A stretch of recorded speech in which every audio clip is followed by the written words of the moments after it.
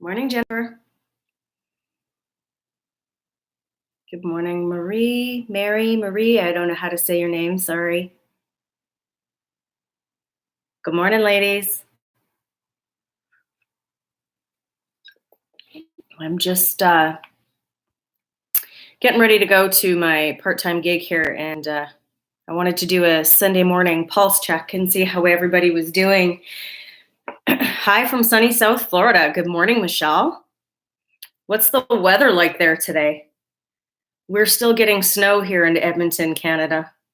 Well, not today, but all week we've had snow. So this morning is not about me. This is about me checking in with you.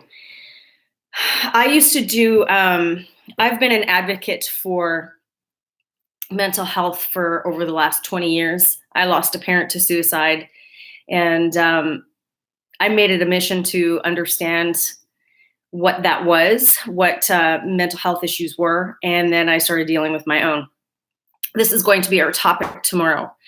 So since then, I have strongly advocated for mental health placements or mental health programs at jobs that I worked at. And I would do personal mental health checks with my colleagues because corporations actually don't give a shit how you feel and what you're doing as long as you're being productive for them. So this morning, I'm doing a mental health check with you guys, seeing how your week was. I spoke with a few people this last week who were managing some anxiety attacks, some pretty anxious moments, and some psychological bullshit from being with a narcissist. Brazil, oh my gosh, how exciting. 84 degrees, right on. So I don't want to get too much into what I'm going to cover tomorrow night, but if you ladies have any questions for me this morning, please send them my way right now. This is just a casual pulse check and little jam session with us before I go. Hi, Cheyenne. Mental health is a huge issue, and Bali in here, right on. I've got babes across the globe. This is fucking fantastic. Mental health, as Cheyenne, my friend Cheyenne's jumped in here. This is a conversation that is taking place more common than it ever used to before. And here in Canada, I believe tomorrow we have a National Mental Health Day. And it's a pretty big topic, and it's spoken of more often than it ever used to be. I'm having a meltdown here. Can you guys see me glowing? It's like I'm in Bali myself. Holy smokes. Pardon me. This is all I'm taking off. Mexican hippie. How are you, ladies? So much more common, and I'm proud of you. Thanks, Cheyenne. It's really taken it to a whole new level for me, especially after being in an abusive relationship. I understand the impact that situation has had on my life, and how it's also impacted other people in my world. So this is going to be a big topic of conversation for tomorrow. I've already got stuff in the works for the following week, for an interview the following Monday. So things are moving along here. I'm just checking notes. Anyone have any questions for me this morning? Tell me how you guys are doing. Tell me where you're at today. This is a mental health pulse check. I want to make sure that you're good, you're feeling good, and if I can help you move through something right now, let's do that. It's a sunny-ish Sunday. And it's freaking hot, but it's not hot outside. Just in my place, having a meltdown here. No one's talking to me this morning. Usually I get on here and I can't keep up with you guys.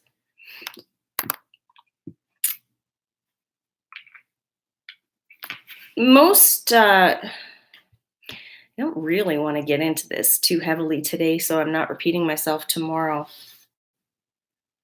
I'll do a recap on my week. I had a pretty good week. I've been working like crazy, building new packages and programs and putting stuff into place to help to help my clients really launch their lives into a whole new direction. And I know that this stuff can be done because I've done it myself. I've shifted stuff myself. So I'm really excited to put these programs together and bring them to you guys. I love working with so many of you from here. And it's amazing to see how you can take yourself, when I got a call this week, I actually asked if I could call her, not even a client, just someone here in our Instagram community. And she was having a massive anxiety attack due to the narcissist.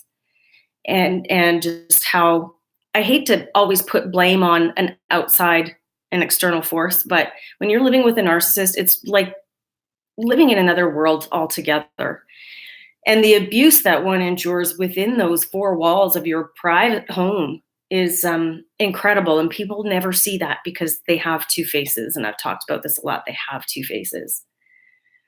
And within 35 minutes, we were able to shift her state to go from a complete anxious breakdown to having hope. And I mean, when I first got on the call with her, her face was puffy and red and blotchy, and she could barely breathe. And within 35 minutes, we went from that state where her skin cleared up. She had hope again. She was happy. She felt lighter, and she felt like she could finally start taking the steps toward where she needed to go in order to take control of her life. And that's what this is about. That's what this work is about. It's not anything that I never take any kind of, I don't know, kudos. I hate that word, but for the work that you guys do, because you guys show up and you do it. I just help you get there. And it's incredible to see how powerful you really are and the control that you do have over your mind and your own mental well-being when you decide, okay, I have a question. Thank you. The day after break. What about antidepressants, psychiatric medications, and so on? How should you conceptualize the use of those chemicals? There are, thank you for that question. It's a very good question. I think for everyone, it's a personal decision on whether you want to use antidepressants or not. I have in the past, but I was also misdiagnosed with bipolar depression after my father died. And it wasn't depression, I was grieving. So when I jumped into the research of mental health, I learned that there are 9 different types of depression. And the one that I was dealing with, and one that's most common in narcissistic relationships, is called situational depression. And that's when the environment that you're in is toxic, or you have gone through something traumatic like the loss of a loved one, the loss of a job, a breakup, or perpetual trauma that is caused within your relationship. Situational depression sometimes uses medication to help level out so you can just breathe and balance and get through managing and coping. There are also chemical imbalances within your body with other types of depression that requires medication and chemicals. Again, that is a conversation between your healthcare professional and you, and it's ultimately a decision for yourself whether you want to take that on or not. What I deal with is situational depression, and that's when I work with a client, I always tell them to make sure that they have a healthcare professional in place to help them with any medical aspects of recovery. I'm here to coach you and to move you through and not provide any kind of medical advice. But that is a really great question. When I was misdiagnosed with bipolar disorder, I was taking multiple various types of drugs, trying to figure out which one was going to work for me. And they never did, because it's not the kind of depression I was dealing with. I didn't have a chemical imbalance. I was grieving. So again, you've got to make sure that you have the right healthcare professionals in place. Can you touch on the pedophile narc? I'd rather not. Pardon me, allergy season. I'd rather not, because I don't have, I have nothing but opinions in that area. I don't have any valid expertise to offer, so I don't want to touch on the pedophile narc. Sorry, Michelle, but I appreciate your question. I just don't walk through landmines. I've walked through enough war zones with the narc over the last, those almost 7 years. I'm not going to start stepping on things I don't really know anything about. But thank you for asking. Anyone else have any questions for me this morning? Mama Bear is in the house. Yeah, so I'll get further in depth tomorrow about this topic of mental health. I just wanted to touch base and make sure that everyone was enjoying their Sunday. And this is just an indulgent time for me to say hi to you and see how you're doing and answer any random questions, not necessarily specific to tomorrow, but anything. I don't really have a whole lot else unless anybody's got a question for me, because I have a tendency to ramble on. I don't know if you've ever noticed, but I have a tendency to ramble on. I just wanted to enjoy my coffee with you. I keep my mornings pretty sacred and pretty quiet. And I get a lot of work done in this time, but I wanted to take some time to say hi. I'll see you guys tomorrow. Thank you for showing up for a few minutes. And tomorrow, Michelle, thank you. I will be on 7:30 p.m. Mountain Standard Time. So that's 6:30 Pacific Time. And then Eastern Time, I believe you guys are 2 hours ahead. So it'll be 9:30. Sorry, it's a little late. How to stop worrying if the narc will contact me. Well, that's a loop that you're playing in your head. You can't, I mean, that's coaching work. So how to stop worrying if the narc will contact me.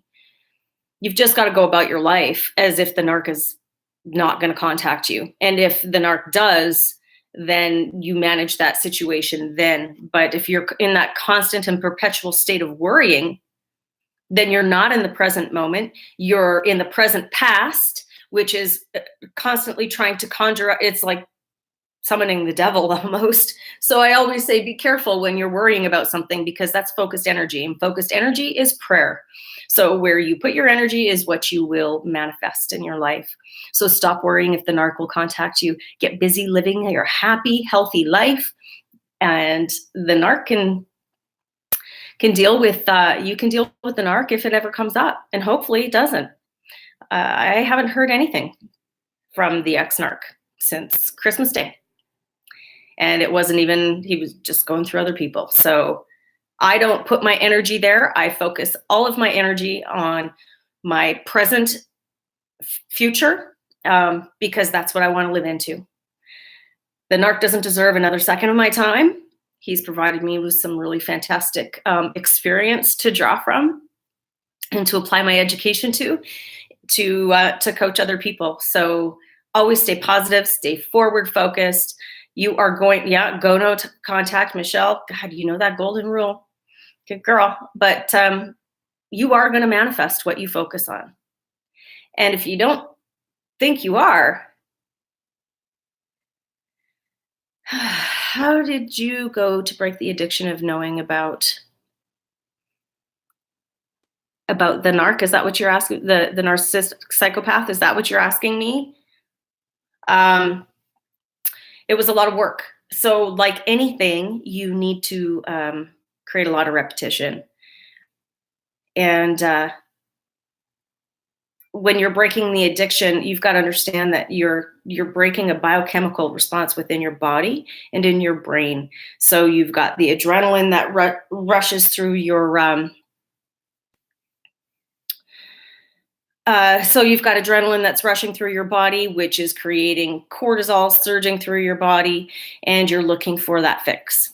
So when you are going to replace the addiction, the drama addiction to the narcissist, you also need to replace that with something healthier. You need a healthier addiction. So you need something that's going to get that adrenaline running, like going to the gym. And then you need a reward system that's going to hit the serotonin, because when you go and you hit those dopamine neurotransmitters, this is short-term reward. So you want to hit that long-term reward. And you know what? You can hit the short-term, then you can hit the long-term. But what you want to do is create a new addiction, a healthy one, not one of narcissism and more toxicity. Struggling with no contact, feels like I always have to defend myself. JJ, what is the struggle? when you've got to understand, as I was just talking about the addiction, when you're going no contact, you're going to go through withdrawals. So those withdrawals are legit. They're totally legit. And you've got to, again, replace that with a new addiction. That's what the no contact is. That's where you're struggling, is the simple withdrawals from it.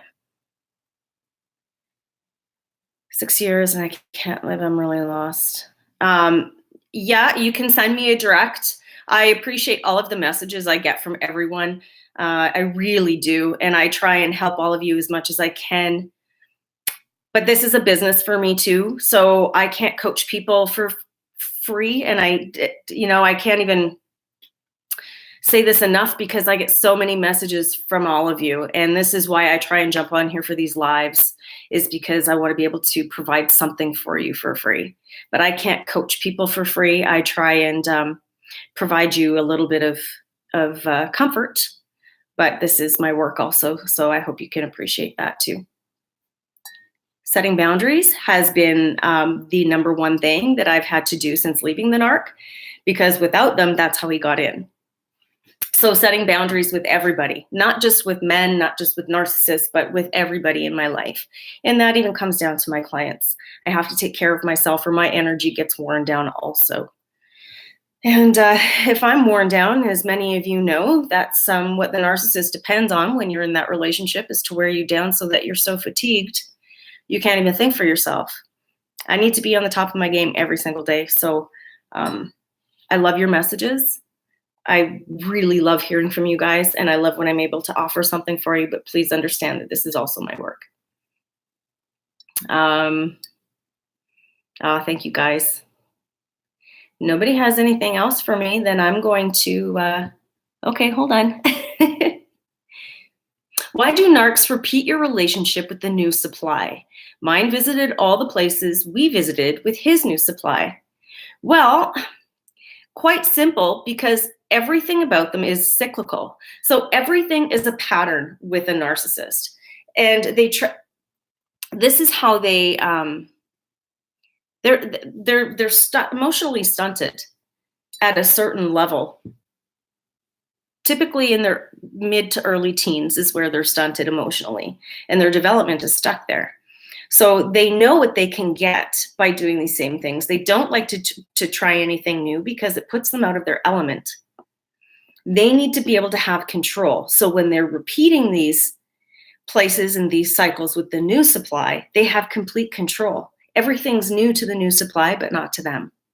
So that's why the places they visit are the same. The conversations they have are the same. The things that they say are the same, like, you're the love of my life. There's nobody better than you. We're the best team. I'm going to love you forever. I've never loved anyone like you. They are all being said to those exact same things are being said to every other person that jumps in. So this is just the psychopathic cycle that goes on in their brain to maintain control throughout all relationships. It's like watching a movie. It's like watching the movie Groundhog Day. When you watch a narcissist, they repeat everything. They are on repeat mode. Yeah, because it's all they know. Again, it's all about control. I'll take more questions if you've got them. I'll give you a minute because I know it's not easy to type on these little phones. I wish I just had like a great big keyboard like the Wizard of Oz has, where you go behind the green curtain and there's this big, massive board where I could just control everything, because I've got YouTube Live going right now on my computer, and then I've got Instagram going on here. Tomorrow I'll have another phone going for Facebook Live. Like, there's just got to be a much friendlier way, or I need a producer in a studio, which is a dream of mine. So that's something I'm living into. And I really believe this, you guys. This is how, when I tell you that where you put your focused energy is what you're going to manifest, I'm not even kidding. Like, I'm not even kidding, because that's how I got away from the narcissist. I just kept dreaming about what it would be like to be free. I remembered what it was like to be free, And then I kept dreaming about what it would be like to be free. And I kept imagining what life would be like on my own, how I would manage my situation when I left, how I would be happy, and how I could go and be with my friends and family without stress and anxiety, how I could take any job I wanted, how I could travel wherever I wanted to go. And these things really are a huge tool in manifesting your freedom and a better state of mind and body after you leave. I have a question.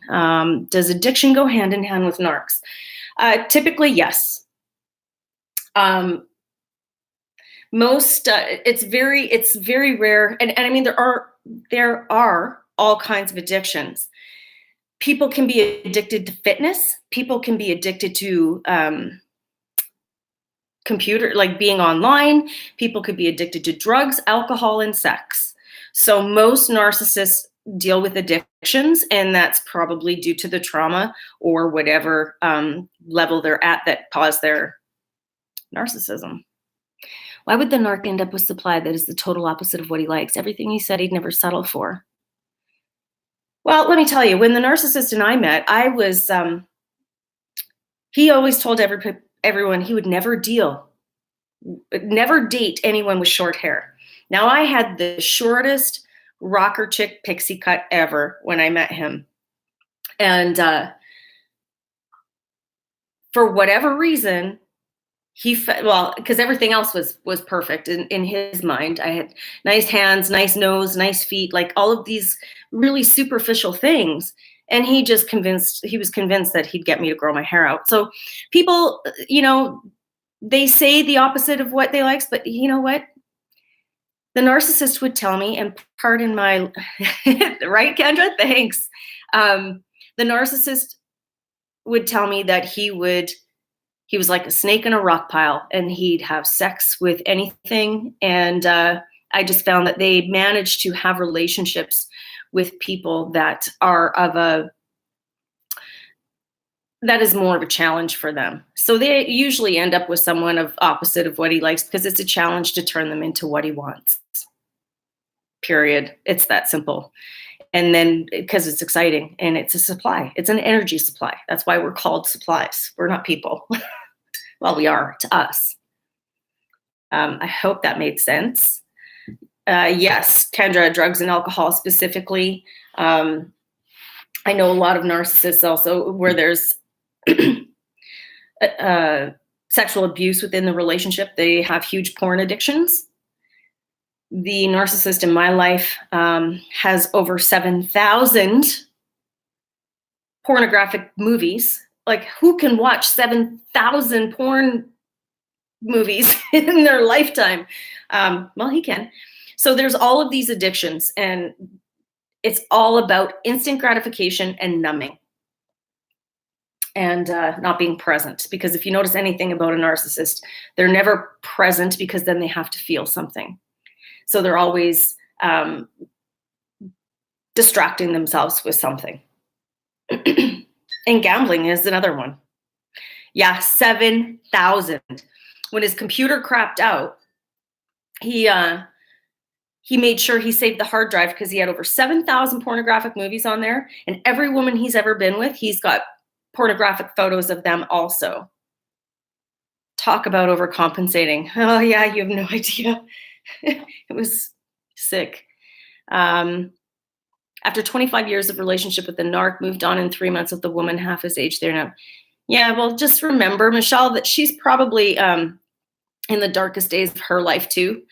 It's not any different for her than it was for you.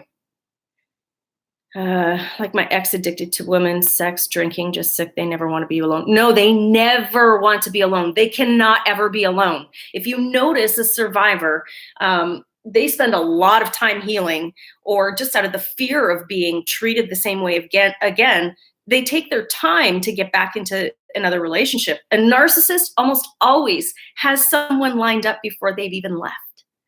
They've always got a side conversation going on with someone else. They've always got, they're always working on someone else, so that when they're ready for the discard, they've already got someone else to pick up to fill in your shoes. And you'll never see a narcissist alone. Very rarely. They're womanizers, or, this applies to women too, but they've always got someone on the go. And sometimes, the narc was very honest with me, and I don't think he even realized how honest he was being and why. He would tell me, he would show me these photos, and he would be on a trip with Denise, who you guys met here a few weeks ago. He'd be on a trip with her, and he'd show me all these photos of other women that he ended up being with after Denise, because he had already had them in his line of sight. He took photos of them because he wanted them, and then he did whatever it took to get them. So don't kid yourself. I know it hurts, but it's not personal. They don't see us as anything that they can emotionally connect with. So as much as it hurts for you to hear the truth, we really mean nothing to them once we serve our purpose. Once we stop giving them the energy that they require to stay within the relationship, and we start gray rocking the shit out of them, and we're so boring that now they've got to go get something else. Like when we got back together that last time, I refused to do any of those things that we did before. Absolutely flat out refused. So he started going, and I mean, I've been very honest here. He's taken intimate photos of me and put them on an amateur porn site. He put them on Twitter. And even after we split up, I still found him creating secret accounts and still using those photos. So, thanks, Cheyenne. So I'm pretty sure he's still doing that now. I had to come to terms with the fact that he might take those photos, because I've told you in these lives that he's threatened to send them to my old boss when I was working there, and he's threatened to send them to my parents. You know what? It's quite simple. Everyone's seen a naked body before. And if someone's going to see mine, whatever. It's just, you have to come to terms with certain things about how the narcissist operates, and you have to get okay with yourself. And that takes work. It takes building self-confidence and rebuilding that self-esteem bit by bit by doing little things, and then really not giving a fuck. And that's the biggest thing that I've learned is nobody else outside of me can control how I feel about myself or how I feel about my life. If I'm going to let some creepy little pervert post photos on me and let that upset me and disrupt my life, then that's on me. Yeah, I can take him down and I can charge him and do all those things. But internally, how I respond and react to that is all on me. And I'm sorry, but nobody gets to disrupt that peace, that inner peace and that joy and stability in my life anymore. That's not saying that, shit's not going to happen from time to time in life and stressful situations, but it's all how we react to them. Yeah, Cheyenne, thank you for that. She knows both Denise and I, and she's actually seen, mine and Denise's breakups and get back together, because, that happens when you're with a narcissist. You can't keep people in your life, especially when one of the very important ones is his ex. And Denise and I have a pretty special bond, and the universe has always conspired to bring us back together. And one of them was at Cheyenne's party. She was hosting a party, and neither one of us knew that we were going to be there. And the universe provided that moment for us to heal. And then but for us to heal with each other. And then I ended up going back with the narcissist, and that hurt her again. So this last time we're in a totally different place. She says if I ended up back with the narc, she would just lose faith in all humanity and any source of energy that's out there, because, there's just no way she could see it happening. But the universe does conspire to give you opportunities to heal. Morning, Scarlett. Thanks for joining. Katie Haas, hi. Deactivated 72. I just love these names, and I wish I could. Shail? I can't even pronounce it. Gosh, always conspired. Always conspired. The universe is always conspiring with you, and it's wherever you put your focused energy. And I'm never going to stop saying that, because, it's really hard to shift from being in that low vibration when you're being abused. And it's really hard to keep positive and wanting to have that better life when you're struggling just to survive inside this relationship. So, but it can be done. You've just got to keep building that faith in yourself and believe that the universe is on your side, and it is energy. It is all energy. Don't know what else to say about that. That's the truth.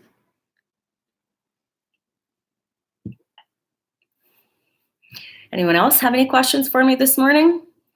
Every time I'm about to tap out, I get about 2 or 3 more questions, so I'll stay. I don't have to be anywhere. It's 9:30. I don't have to be anywhere soon. But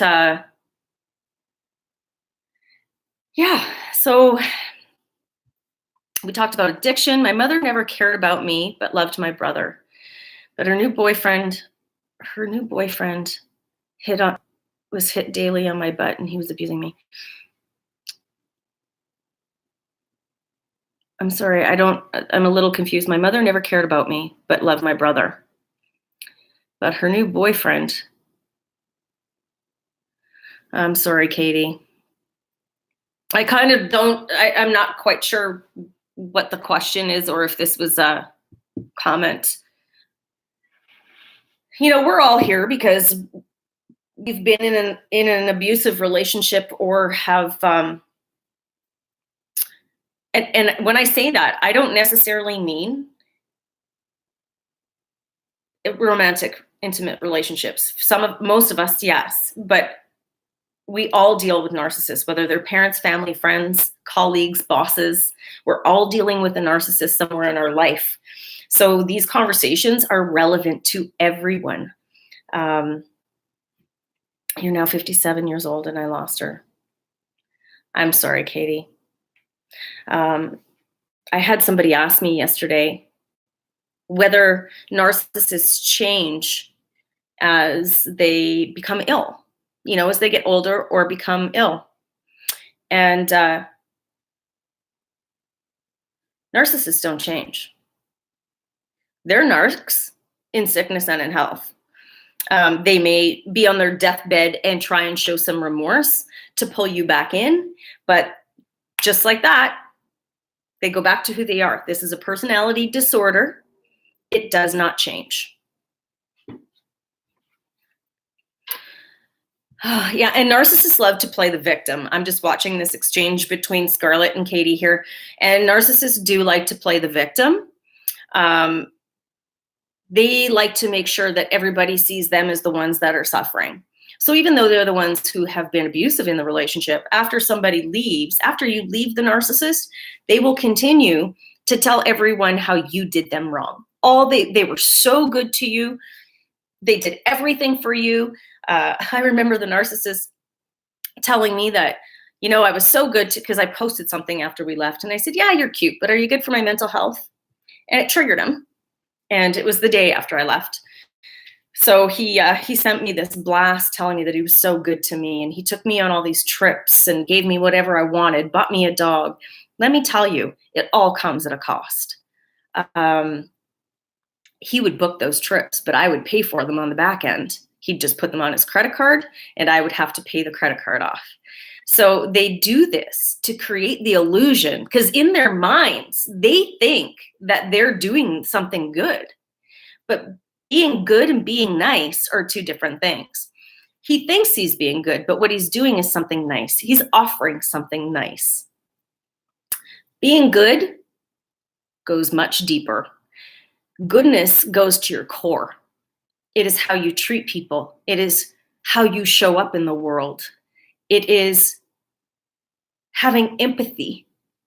And narcs don't have empathy. They're incapable, which is why they don't care when they hurt you. Katie, the guilt trip, when I try to talk to her, it's all about her. And that's the thing with narcissists too. Everything is all about them. And you've got to live up to their standards and into their expectations. They are always victims. Even if he hit you in the face, he will find a way to say that it was your fault. Oh yeah, you made him do it. He hit you because you antagonized him. You pissed him off. It's your fault he hit you. No, your English is fine. I appreciate it. Thank you.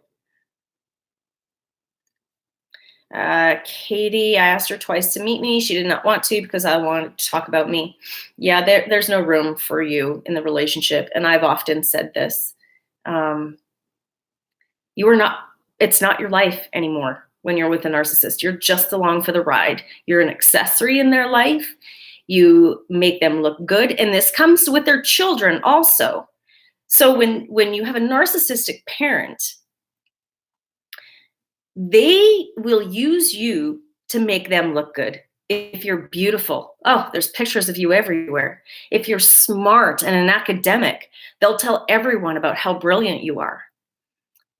Even if you're a failure and you're struggling with drugs and alcohol, or you're struggling to make ends meet, they will make themselves look good by helping you until they'll take on this savior complex. I'm just looking here so I don't lose anything. When distancing myself emotionally from the narc, my brain or heart tries to convince me it's not as bad as I thought it was, and I always went back. That's part of the addiction. That's, again, goes all the way back to the addiction to the narcissist. So the narcissist will always make it about you, or make it about them. So that beautiful child, look how beautiful my child is. She's perfect. He's perfect. If that child is struggling, oh, look how I saved my daughter from ending things or creating a bigger mess in her life. I'm super dad, or I'm super mom. And they make everything about their lives, in your life, about them. It seems like it's not my life anymore. Yeah, it's not. It's not. You totally lose yourself. And this is why there's so many people have pain and this cognitive dissonance after there. And hey, Charisse. Yeah, because, sorry, I'm getting distracted with these questions now. You're hurting my feelings. There's no way you can. Yeah. Your heart and your head go through this amazing battery of psychological abuse, and recovery is hard. It's hard. It doesn't have to be painful, though. And this is where people get confused. It's hard, but it doesn't have to be painful. The pain is where you're living right now, playing this loop over and over again in your head and reliving all these situations and trying to rationalize the irrational. This is where your pain is. Your pain isn't in your healing. Your pain is continuing to stay where you are. And when we constantly replay these situations in our head, we recreate that same biochemical response within our body as if it's happening now. So it's impossible to recover from that if you keep reliving it and you keep telling your body that this is happening. Then you keep charging that cortisol through your system, and you stay and you'll often find yourself in adrenal fatigue after you leave. So you and no one is more powerful than you are. Let me tell you how bloody strong you are to have survived this relationship. And we need to take the focus off of the narcissist and put it back on ourselves. You're strong. You survived this. They didn't wear you down. You're still standing. They're still living their patterns because that's what they do. They're stuck. They're stuck. They cannot change, but you can. You have this incredible power to keep replaying something over and over in your head and to recreate that same biochemical response in your body. Just imagine what you could do if you were forward focused on your healing and living into a badass life. Imagine what that would be like. Stop the replay. Stop beating yourself up. The narc has done this enough to you. Start imagining what your life can be like. Because that's where your power lies. That's where hope is living, it's waiting for you. Your life is waiting for you.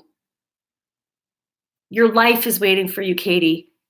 Your mom's never going to change. She's never going to change. They never do. In sickness and in health, a narc is a narc. Yeah, you can take hold of the situation. Scarlett, I'm going to have Scarlett back to have this conversation. She has a narcissistic parent, and her mother is ill. And I'm not talking out of turn. Scarlett was here before. She has a narcissistic mother, and her mother is ill and is quite dependent on Scarlett as a caregiver. So she manages herself and dealing with Hazel. And we're going to have her back so that you can ask her some questions and really explain more that you can take hold of the situation. You have to take hold of the situation. You're the only rational one. The narcissist isn't rational. Alex, I don't know how to respond to triangulation. Our friend came to my house this morning. Triangulation is used to make you jealous, and it's used as part of the crazy making that narcissists do within the relationship. So the triangulation is to always show that there's some kind of competition for you. Bye, Mary. Have a good day. Thank you for joining us. The triangulation is just about jealousy. It's trying to show you that there's somebody else more than you. And this is what they do. They want you to step it up. They'll triangulate you with their family. They won't even want you to, they'll tell you to text their mom or to text their child or to text this person and ask them this. So everything that they're telling you to text, and then you go and text that person, they could have just cut you out of being the middleman and done it themselves. But then they can't triangulate you. They can't make you do what they want. This is about control. Also, the triangulation, it's all about control. Everything that happens within this relationship is about control. It's not love. It's not love. So how to deal with the triangulation, it's really hard when you're in it. But you need to start setting boundaries. Everything's about boundaries, you guys. And the narcissist isn't going to like it. And you're going to have to decide which consequence you're willing to deal with. Because every decision we make within an abusive relationship has a consequence. And they've got to be something that you can live with. So if you can live with putting a boundary in place that says, no, I'm not going to text this person for you. You can do it yourself. You're going to piss them off. But you know what? That's their problem. Eventually, your goal is to not be doing anything with them anymore anyway. So it's these little things, these little steps, because you'll never stay inside a relationship with a narcissist and be happy. You cannot get therapy to be better for them. You cannot, they cannot get therapy. I talked about this. They have a personality disorder, not a mental health issue. Your goal has to be to leave the narc. Otherwise, you're spinning your wheels trying to find ways to make them happy and to stay within the relationship. You will lose your sanity. You will become physically ill. All of this mental stuff will start to manifest itself as physical illness, cancer, diabetes, whatever. You're gonna have skin issues. All kinds of things happen physically when we suppress ourselves mentally and emotionally. So take care of yourself. If you're going to stay within the relationship with a narcissist, keep educating yourself with a goal that you've got to leave someday if you want to be happy and healthy. Because you'll never be happy and healthy within the relationship. And this is where people get confused, because I was often, when I left the narc, people were shocked. Oh, you guys look so happy together. It's my job to make it look like we were happy together. We weren't happy. We had fun moments. We had happy moments. We'd go on a trip and be with our friends, and we'd have fun, happy moments with our friends. But I wasn't deep down happy. I was dying inside. So you've got to decide whether you want to be happy and get on board with manifesting your own happiness. It's that simple. Or you can just continue to have snapshot happy moments and be hurting. Is it normal for these to have many friends, or do they need new ones all the time? So Katie, this is a good question, because narcissists don't have any friends.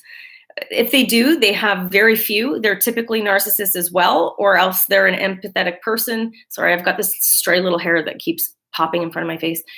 Or they have an empathetic person that yeah, I'm answering this one, MJ, is they don't have any real friends at all. Not real friends. Even a narcissist will have a friend, but not anyone that that they value, unless they're with their friend is another narcissist who, of course, validates everything that they say and do, who lives a very similar lifestyle or has the same belief systems. So real friends, no, because with a real friend, you've got to be vulnerable and you've got to be willing to share parts of yourself and trust that your friend has your back. And narcs don't. They don't trust anyone, but if they can get something from you, then all of a sudden you're their friend. They can't even be real. No, they can't. They're incapable. They share the strangest things, thinking that they're being vulnerable and real, and that's how we get sucked in, is we think, oh man, he's trusting us with something so secretive. Like, the narc would tell me things about his life that I don't really know that I believe, but that he used to suck me in and feel sorry for him. So there's no realness with a narcissist. The only thing that's real is the person they show you every day who's being abusive, verbally, mentally, physically, sexually, financially. If they're controlling your finances, that's abuse. The narc has childhood friends he's had around for years, but he's rude to them and says, my friends can't take a joke unlike you. Yeah, and that's triangulation there too. They're playing you against each other. Oh, I'm trying to keep up now. He keeps them around because they allow him to be however he is. Well, of course, they're probably afraid of him too. They've probably seen his wrath of blowing up and anger and temper tantrums like a 5-year-old, and nobody wants to deal with that. I used to think, why does... Yeah, they did. If he's got people around, it's because he's getting something from them. You know, the narc used to keep certain people around because he had an unlimited source to tap for sex, drugs, particularly drugs. He wanted to know who he was getting his drugs from. So he would keep certain people around. And he does. He controls them all as well. Everyone that is around a narc is controlled by him or her.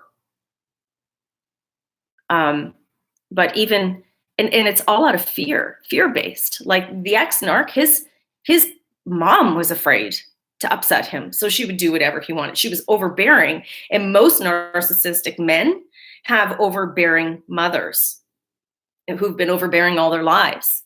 And she's extremely overbearing, but she would do whatever he wanted. They're all controlled by the narcissist.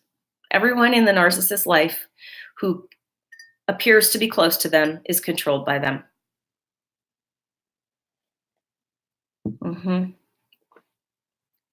Yeah, we've got a good stream of conversation going on this morning. This is really awesome. We've been on here for almost an hour, 49 minutes. Well, ladies, and it's all ladies, I think, here today, maybe one gent. You guys have a seriously badass Sunday. Whatever it is that you get up to today, do it for yourself. Do something for yourself today. Do a little self-care. Really appreciate who you are, because you're the one showing up for yourself every day in your life. You're taking care of yourself. You're the one who looks in the mirror every day and has to find that inner strength to get through with a narcissist or to heal from a narcissist. You're all super badass people to me. You're warriors and heroes in my eyes because you have endured an incredible war zone that so many people don't speak of and know nothing about. I look forward to our live stream tomorrow, which is about mental health during and after the narcissist. I will touch deeply on I posted today, there's an image, I've posted it on here before. If you scroll down through my feed, you'll see the image of me on the bathtub. It's a black and white image. I'm going to talk about that. That was a contemplation of suicide, and it was going to be the last photo I ever sent the narcissist. Thank you all for being here today, and we'll get into that deep discussion about mental health tomorrow and how we can manage that and take care of ourselves. So please love your badass selves today. I love you, keeping you all in my highest energy of love and healing. As always, I'll see you tomorrow night at 7:30 Mountain Standard Time. Bye for now. Never lets me end. It wants me to stay.